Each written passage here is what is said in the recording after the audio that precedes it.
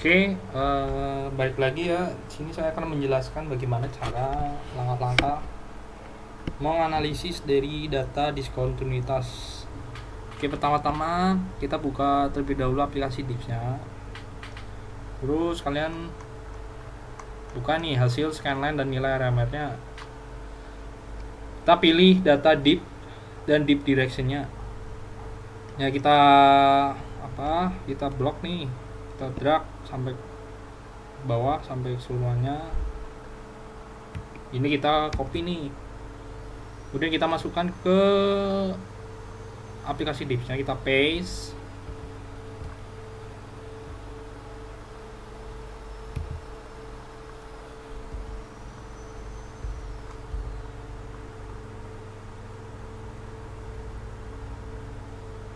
Ya misalnya di paste, sudah di paste, kemudian kita pilih project setting nih, kita usahain formatnya udah deep direction. Kalau udah, kita pilih oke. Kemudian kita pilih contour preset. Nah, ini merupakan hasil dari titik pol dari bidang diskonitas yang utama gitu ya. Kemudian selanjutnya adalah kita melakukan proyeksi titik polnya, ya bisa menggunakan ini atau ini ya, user plan, tapi biar cepat kita menggunakan cluster analisis biar bisa dikelompokkan nih. Nah, ini kita masukin nih sudut maksimal lingkarannya tuh berapa nih, misalnya di sini menggunakan 20 derajat ya. Ini ada 3 pol nih, pol pertama, 2 dan 3. Nah, kita pilih misalnya di ini titik tengahnya sini 1, sini ada 2, dan sini ada 3. Kemudian kita klik enter nih. Nah, muncul kan. Selanjutnya kita memilih edit set nih. Pastikan nih kita men-unchecklist apa aja sih yang kita perlu unchecklist. Misalnya pol ID sama label kita unchecklist, sama Windows outline-nya nih biar kotakannya hilang. Terus kita ubah juga warnanya, misalnya saya mau pengen warna biru, berlaku juga nih DS1. ID label polnya juga di unchecklist. Min plan-nya kita ubah, garis proyeksinya. Misal saya pengen warnanya biru, apa ini, biru telur asin lah. Terus yang 2 juga sama nih, pol ID labelnya juga kita unchecklist, dan Windows outline-nya kita unchecklist juga. Misal saya pengen warna orange gitu ya. Nah, kemudian saja adalah kita mengisikan dari labelnya. Kita sesuaikan lah diskontinuitas satunya, deep direction-nya berapa. Jadi 65 per 140. Ini DS2, ini 69 per 360.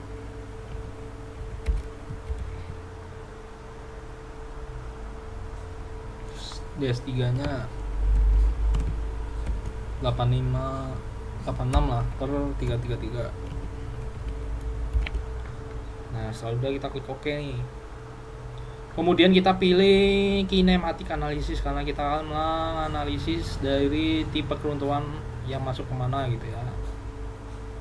Nah, akan muncul nih construction line-nya apa sih. Construction line tuh hasil dari si diskontinuitas itu kan menghasilkan sudut geser dalam, menghasilkan titik kritis utamanya gitu ya. Nah, ini lingkarannya, ini sudut geser dalamnya berapa nih, semakin kecil kan nilainya, makin dalam tuh makin gede gitu ya nilainya. Kalau yang merah ini merupakan titik kritisnya. Kita unchecklist dulu. Kemudian kita bikin si garis tengahnya nih, biar kita unchecklist tuh nggak hilang gitu ya, biar tahu sudut geser dalamnya juga.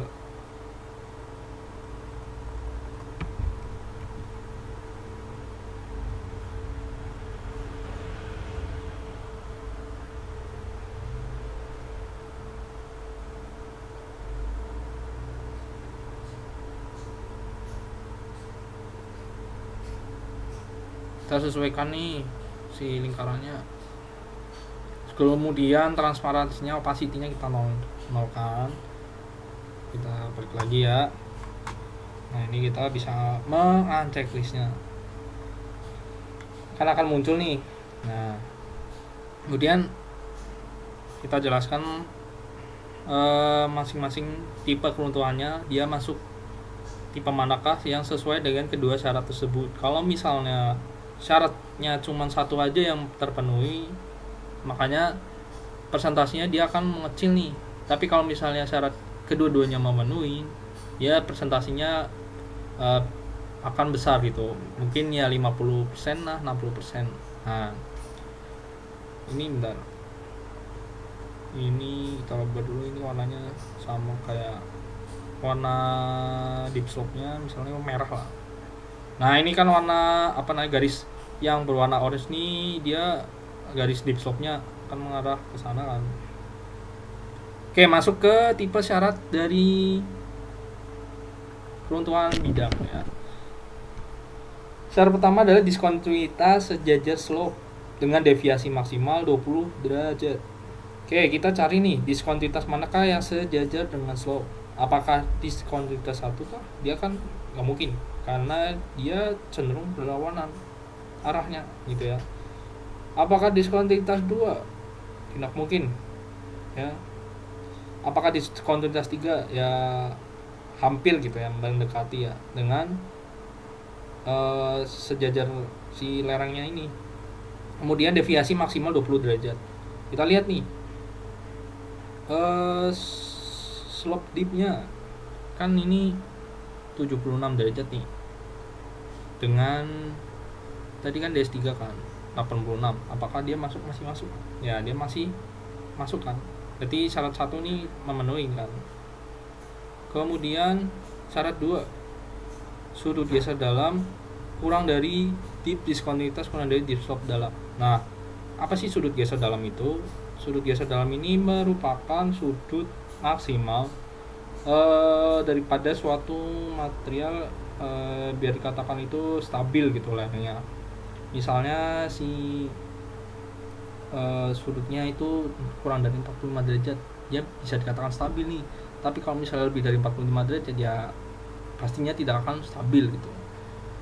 Nah makna lain itu sebenarnya apa sih? Sebenarnya itu deep slope ini kan apa ya, deep dari lerengnya, orientasi lerengnya itu kan memotong dari deep slope, deep diskontinuitasnya nih ya, yang garis-garisnya kan deep diskontinuitasnya, terus memotong lagi nih sudut geser dalamnya.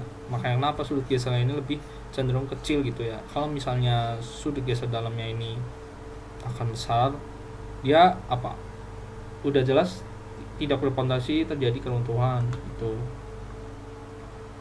Balik lagi ke dipsnya.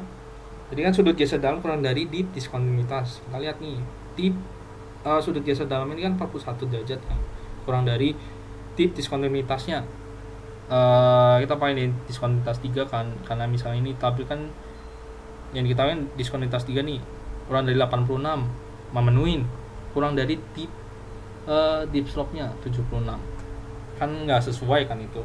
Nah makanya kenapa syarat kedua ini tidak memenuhi. Makanya kenapa di aplikasi DIPS ini persentasenya juga cenderung kecil kan, 10%. Kalau misalnya Planar Sliding All kan secara keseluruhannya. Kalau Planar Sliding set 3 itu berarti dia si software ini mengecek apa ya, bukan ngecek, ibaratnya langsung tahu nih mana sih yang sesuai dengan yang searah lerengnya tadi gitu. Makanya kenapa nilainya 10%. Oh ya ini sekalian, nah terus ini kan ada dua jenis, planar sliding sama planar sliding no limit. Itu bedanya apa? Planar sliding itu kalau misalnya kamera ini kan titik kritisnya gitu, yang dibatasi dengan 20 derajat nih lateral limitnya. Makanya dia cenderungnya apa, mendekati diskontinuitas 3 kan tadi ini. Nah, kalau misalnya yang planar sliding no limit, dia ini tidak didasarkan dari sudut kelincirnya gitu. Makanya dia kalau misalnya secara lingkaran elipsnya kan cenderung merah dua-duanya nih seluruhannya kan, dan nilainya juga pasti besar. Karena apa? Titik kritisnya itu langsung mengenai dari si titik diskontinuitas ini, si proyeksi diskontinuitasnya, polnya lah, bukan proyeksinya ya, maaf, sorry laut. Dan apa presentasi ini besar ya, pastinya kan ibaratnya berpotensi gitu. Tapi kan kalau misalnya secara nyata, misalnya sudutnya kan misal apa namanya ini, deep slope-nya kan mengarah sana, tapi dari keruntuhannya dia menyamping, harusnya kan apa ya, berarti nggak bakal terjadi. Harusnya kan kalau misalnya titik keruntuhan tuh sejajar dengan deep slope-nya kemana gitu. Nah ini ya ibaratnya apa ya, realitanya tuh nggak sesuai, tapi ya ini secara analisis tipsnya dikatakan presentasinya besar gitu. Oke, selanjutnya adalah wedge sliding ya. Kita matiin dulu intersectionnya ya, kemudian kita lihat nih apa namanya syaratnya gitu ya. Syarat pertama, oh ya btw juga nih yang wedge failure, wedge sliding itu tuh sebenarnya hampir mirip dengan si planar sliding tadi. Yang membedakan apa? Membedakan adalah pada syarat pertama nih, dia harus ada dua bidang diskontinuitas yang berpotongan. Berpotongan kenapa? Dia kan akan membentuk namanya sudut membajinya. Nah ini berpotongan cet gitu, dan searah lereng, jangan lupa. Kalau misalnya berlawanan arah lereng, dia berpotensinya sangat kecil itu. Selanjutnya kita ini dulu ya, kita lihat kita apa ya, misalnya memvalidasi terlebih dahulu. Tadi kan kalau misalnya di planar sliding kan diskontinuitas 3 ya, DS3 ya searah lereng. Pertanyaannya sudut bukan sudut ya, diskontinuitas mana lagi yang ibaratnya masih searah lereng tapi berpotongan. Nah gitu. Diskontinuitas 2 apakah dia searah lereng? Ya secara ininya enggak ya, tapi dia berpotongan dan itu mendekatinya dengan arah lerengnya. Kalau diskontinuitas 1 udah jelas gitu, dia berlawanan gitu. Dan untuk syarat pertama ini berarti apa? Tidak memenuhinya. Karena apa? Dia apa? Harus kedua-duanya searah lereng. Tapi ini kenyataan cuma diskontinuitas 3 saja yang searah lereng gitu.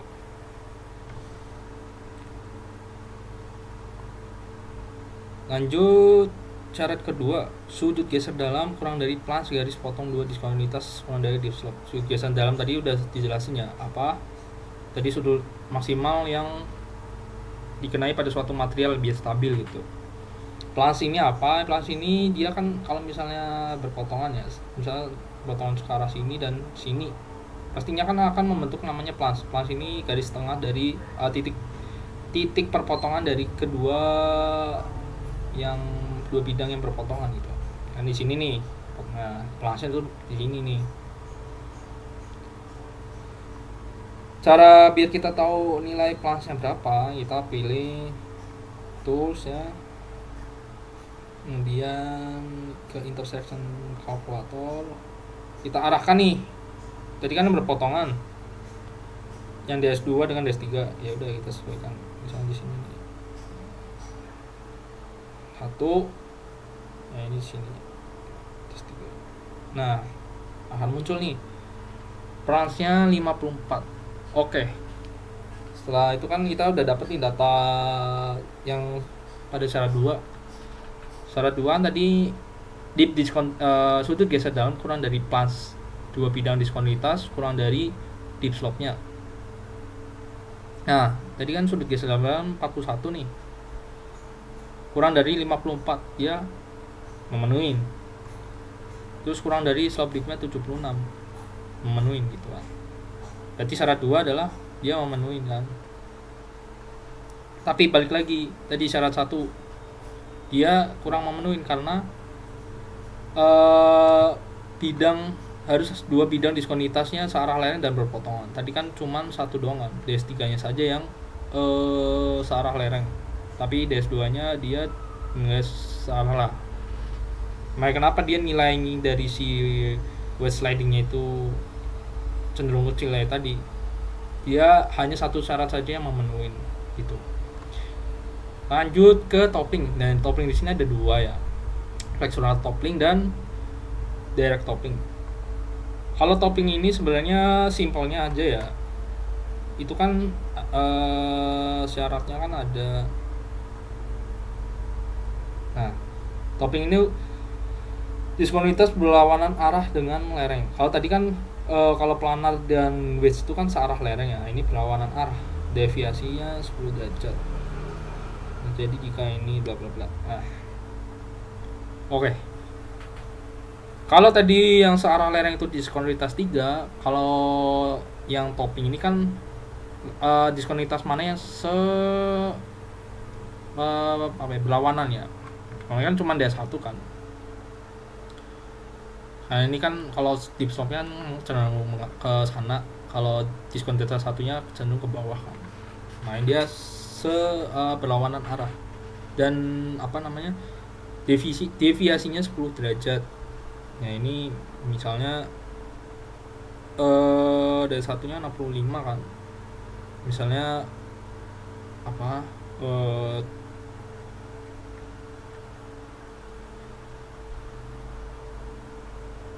misalnya ini 65 plus 10 lah kan 75, masih mendekati dari si slope dip-nya. Baik, kenapa sih harus berlawanan arah nih? Ini kan dip diskontinuitas nih ya, ibaratnya misalnya ini arah lerengnya ke sini, dia berlawanan arahnya ke sini nih ya. Kalau misalnya dia arah dip diskontinuitasnya itu cenderung tegak, dia kan nilainya pastinya makin kecil dan hasilnya makin besar kan.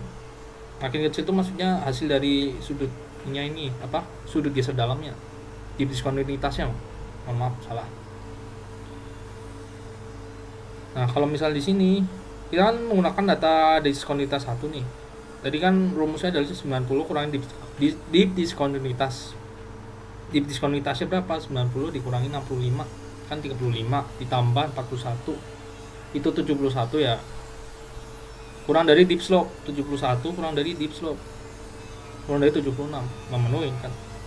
Tadi syarat 1 diskontinuitas berlawanan arah dengan lereng dengan deviasinya 10 derajat. Deviasi ini ini lebih ke misalnya ini tadi kan ini 76 nih, kayak plus minusnya gitu 10 derajat gitu. Ini kan diskontinuitas 1 kan dipnya kan 65 kan misalnya tambah 10 75. Ini kan slope dipnya 76, itu kan masih mendekati lah gitu. Ya berarti syarat satunya itu memenuhi, syarat 2-nya memenuhi. Dan kenapa itu nilainya pada DS1 ini dikatakan 80% lebih besar kan itu? Makanya dia memenuhi dari kedua syarat tersebut. Kalau misalnya direct topping, ya ini kan ini misalnya intersectionnya kita matiin dulu, cenderung ke nilainya kecil, 10%, 15,38% itu baseline secara keseluruhan.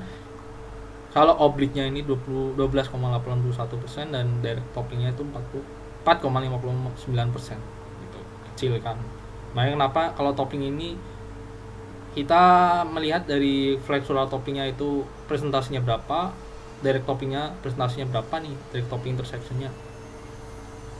Kalau misalnya presentasinya besar itu di flexural berarti ini dan memenuhi, misalnya gini, tadi kan tipe syarat 1 dan 2 itu memenuhi, tapi kita bingung nih jadi toppingnya apa itu kan. Kita pilih nih flexural topping, hasilnya keluar nih presentasinya 80%, itu kan besar. Tapi kalau direct toppingnya 4,59%, itu kan kecil lah. Berarti ya udah kita pilih yang flexural topping. Jadi tipe keruntuhannya dengan data diskontinuitas yang